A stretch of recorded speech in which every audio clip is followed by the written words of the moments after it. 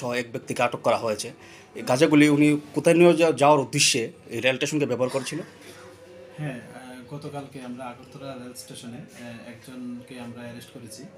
তো যেটা আমরা জয়েন্ট অপারেশন হয়েছিল আমরা আগরতলা জিআরপি এবং আরপিএফ মিলে। তো উনি অ্যাকচুয়ালি ওই দেওঘর এক্সপ্রেস ট্রেন ছিল গতকালকে সন্ধ্যা 7টার দিকে। তো ওইটা উনি ইউজ করতে চেয়েছিল। তো ওনার কাছ থেকে আমরা 2টা ট্রলি পেয়েছি, যার মধ্যে গাঁজা ভর্তি ছিল। তো আমরা গতকালকে ওনার এগেনস্টে একটা আমাদের আগরতলা জিআরপি থানাতে একটা এনডিপিএস দ্বারা মামলা নিয়েছি। আজকে আমরা ওনাকে মহামান্য আদালতে প্রেরণ করছি উইথ পুলিশ রিমান্ড। তো আমরা দেখছি এটার সঙ্গে কে বা কারা যুক্ত আছে, আমরা অবশ্যই তাকে এবং ওনাদেরকে আইনের আওতায় আনবো। আর উনি জিজ্ঞাসা করলে বলে যে উনি ওনার যে মানে শিলিগুড়ি ওইখানে নিয়ে যাওয়ার উনি প্ল্যান করেছিল আর কি। গাঁজার বাজার মূল্য কত হবে?